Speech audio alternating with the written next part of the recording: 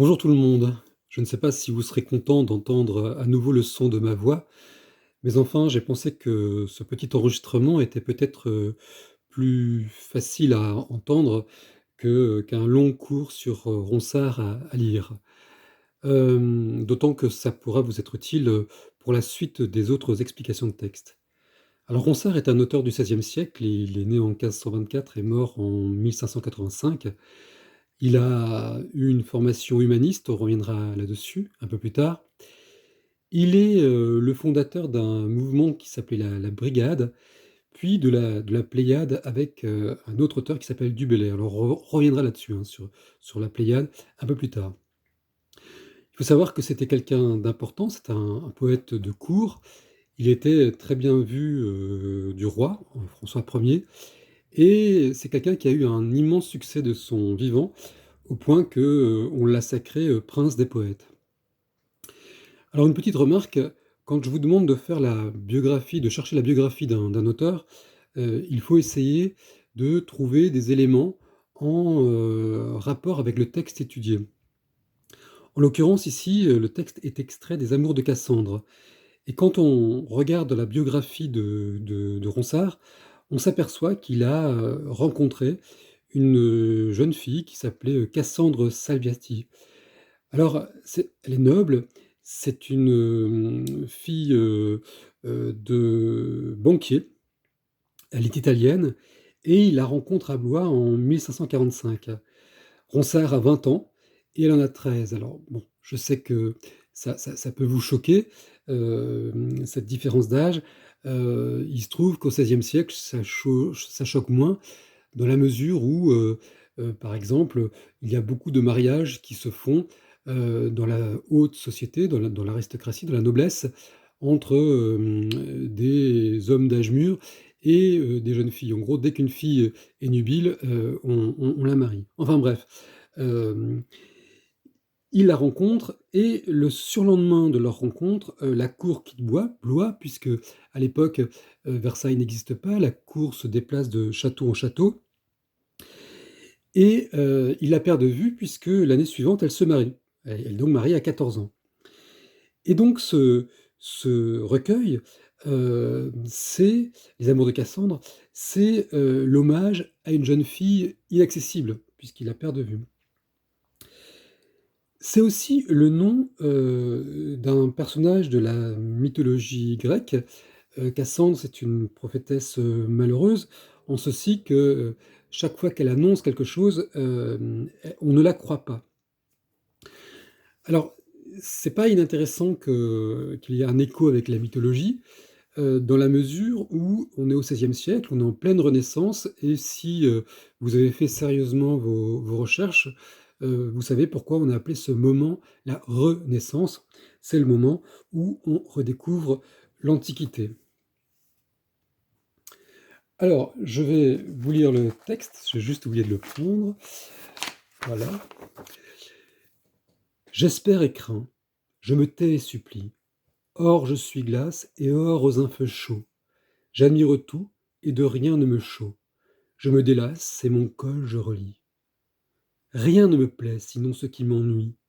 Je suis vaillant et le cœur me défaut. J'ai l'espoir bas, j'ai le courage haut. Je doute amour et si je le défie. Plus je me pique et plus je suis rétif. J'aime être libre et veux être captif. Tout je désire et si n'est qu'une envie. Un Prométhée en passillon je suis. J'ose, je veux, je m'efforce et ne puis. Tant d'un fil noir, la parque ourdit ma vie. Alors, vous aurez remarqué, j'espère en tout cas que vous aurez remarqué, que ce poème est composé d'oppositions. Je vous avais demandé de les repérer, il y en a une ou deux par strophe, et au total, on en compte 13. Euh, Deux dans dans le premier vers, ensuite il y en a 10, et le dernier tercet, à lui tout seul, est une contradiction. Et on remarque donc que le dernier tercet se détache du reste. Alors ça, c'est quelque chose qu'on va trouver, assez souvent dans les poèmes de ce type et de cette époque. Vous allez vous en rendre compte. La dernière strophe, est ce qu'on appelle la pointe ou la chute, c'est-à-dire qu'il s'agit, à la fin du poème, de faire quelque chose qui va surprendre le lecteur. Alors comment fonctionnent ces oppositions? Eh bien, elles fonctionnent terme à terme. Espère s'oppose à craint, glace à feu, le cœur me défaut au courage haut, tout ou rien, et cetera. Quand on regarde d'un peu plus près, on s'aperçoit que certaines relèvent du domaine physique, d'autres du domaine moral. Et vous aurez sans doute remarqué que, elles sont plus du domaine moral.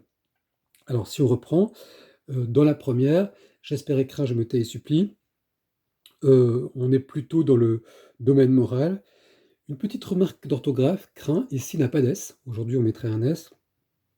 Heu, Vous auriez adoré vivre au XVIe siècle. C'est l'époque où on invente la langue française, où elle n'est pas stabilisée et par conséquent, l'orthographe, est beaucoup plus fluctuante et on peut finalement, écrire, en faisant bien moins de fautes qu'aujourd'hui parce que, finalement, les choses ne sont pas figées.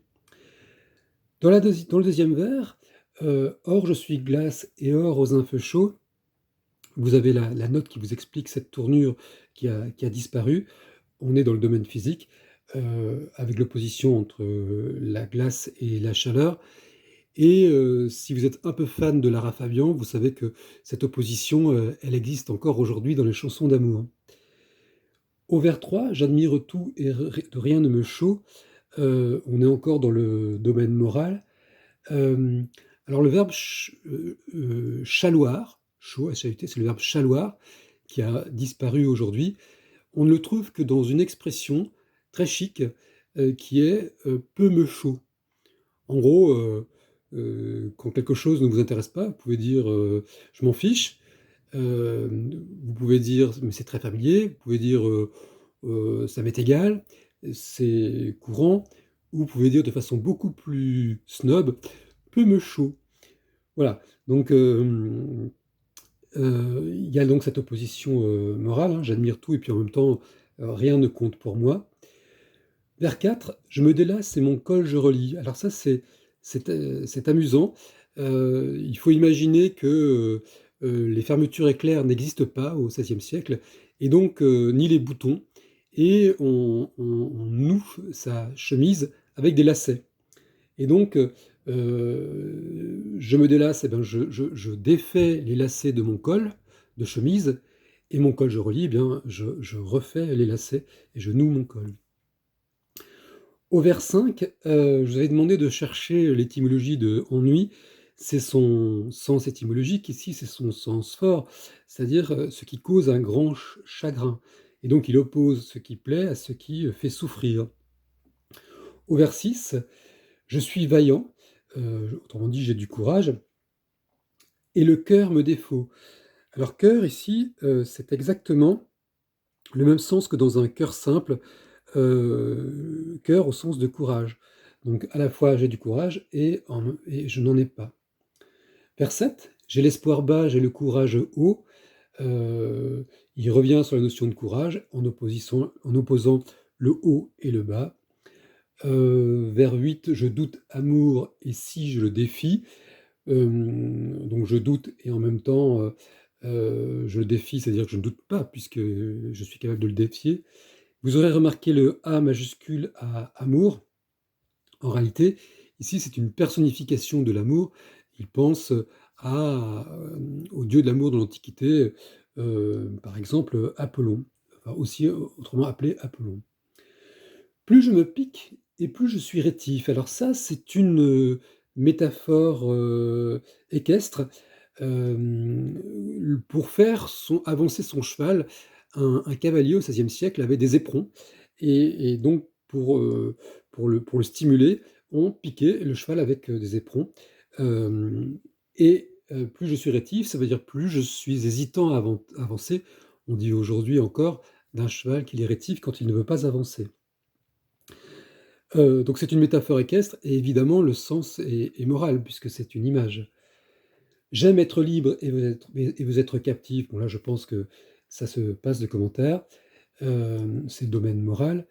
Tout je désire et si n'est qu'une envie, donc je veux tout et en même temps je n'ai qu'une seule envie. On est encore donc dans le domaine moral. Hem, enfin la dernière, hein, je m'efforce en depuis, on est encore dans le domaine moral. Donc vous aurez remarqué que, les métaphores, je le disais d'emblée, hein, sont essentiellement, du domaine moral et ça peut se comprendre, hein, puisque c'est un poème, d'amour. Alors, les contradictions créent un rythme. En fait, on est ici dans un vers constitué de décasyllabes, des vers de 10 syllabes. Heu, on a 4 strophes de 4 phrases, juxtaposées et chaque phrase est elle-même composée de plusieurs propositions indépendantes. Heu et si vous regardez, on a, un effet de balancement. J'espère et crains, 4. Je me tais et supplie, 6. Or je suis glace, 4. Et or aux infeux chauds, 6. J'admire tout, 4. Et de rien. Bref, tout au long du poème, en tout cas dans les 3 premières strophes, on a, une césure à la quatrième syllabe et ça crée finalement un rythme. Alors pourquoi le décasyllabe? Eh bien parce que c'est le mètre le plus employé dans la première partie du XVIe siècle. C'est un héritage du Moyen Âge. Heu, C'était ce qu'utilisaient les troubadours dans les chansons de geste, hein, dans les longs poèmes. Ça leur permettait de retenir, le texte à dire. Quel est l'effet de cette régularité? Pourquoi a-t-on 4-6 dans tout le texte? Eh bien, ça crée une impression d'instabilité. En fait, ici, Ronsard veut montrer les manifestations contradictoires de l'amour. Heu, il est amoureux d'une jeune femme qui a disparu et il ne sait plus où il en est et par conséquent, en même temps, il éprouve des choses contradictoires. Hem, c'est aussi, l'expression d'une souffrance et c'est pour ça qu'au vers 12, il utilise, le mot passion parce que si vous avez regardé, l'étymologie du mot, vous avez vu que le mot vient de patior en latin qui voulait dire, souffrir. C'est ce qu'on trouve d'ailleurs dans patient. Qu'est-ce que c'est que le patient d'un médecin? Eh bien, c'est celui qui souffre et qui vient voir le médecin et enfin, c'est ce qu'on trouve avec un P majuscule dans la passion du Christ. Quand on parle de la passion majuscule de la passion du Christ, on ne parle pas de ses histoires d'amour, mais on parle de sa souffrance et puis, il y avait aussi le mot ennui, hein, dont on a vu qu'il était utilisé au sens, étymologique. Alors, cette souffrance, elle s'exprime aussi, j'espère que vous l'aviez trouvé, par les sonorités. Si vous reprenez le texte, vous verrez qu'il y a énormément de i prononcés: suis, admire, rien, relie, ennui, suis, si, pique, libre, désir, envie, captif, rétif, bref, je ne vais pas tous les faire. Il y a là beaucoup de i. Heu, J'imagine que vous vous rappelez comment s'appelle le retour d'un son, voyelle. C'est une assonance et il se trouve qu'ici, on est dans une forme de poésie, savante. Hem, il y avait, dès le XVIe siècle, des traités de poésie dans lesquels on donnait des valeurs aux sonorités et le son i est considéré comme un son désagréable, hem et on considère qu'il exprime, justement quelque chose de grinçant ou la souffrance. Eh bien, dans ce texte, au rythme très régulier, avec ces i qui reviennent sans arrêt, on a affaire à ce qu'on appelle une élégie, E-L-E-G-I-E. Les plus sérieux courront à leur lexique pour noter tout de suite ce mot-là.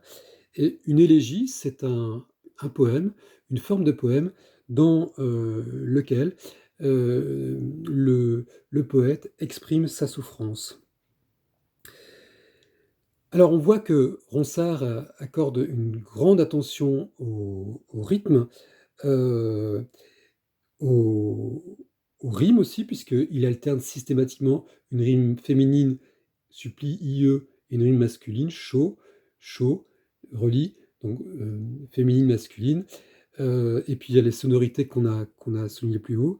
Eh bien, cette attention au rythme, aux rimes, au son, n'est pas un hasard, dans la mesure où, au XVIe siècle, l'habitude était de chanter les poèmes, de les accompagner de musique, et du coup, c'est aussi une des raisons pour lesquelles Ronsard y attache tant d'importance. Alors, maintenant qu'on a regardé un peu comment se compose ce texte, voyons le cadre de l'énonciation. J'espère que vous vous rappelez ce que ça veut dire. On dit qui parle, de qui, à qui. Tout est ramené à jeu.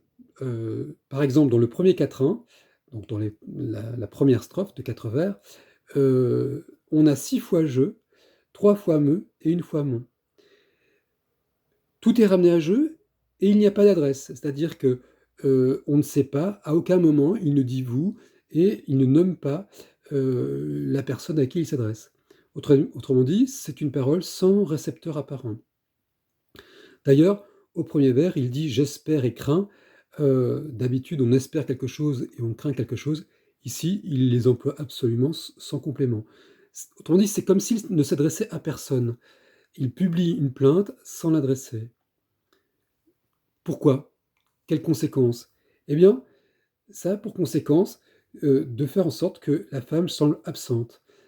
Et parce qu'elle est absente, eh bien, elle est idéalisée.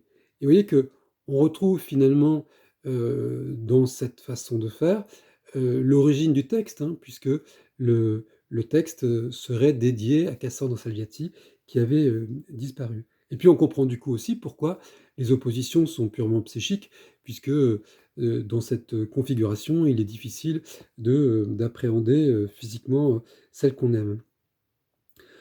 Autre remarque à propos de l'énonciation, hein, puisque qui parle à qui, on peut aussi s'intéresser au comment.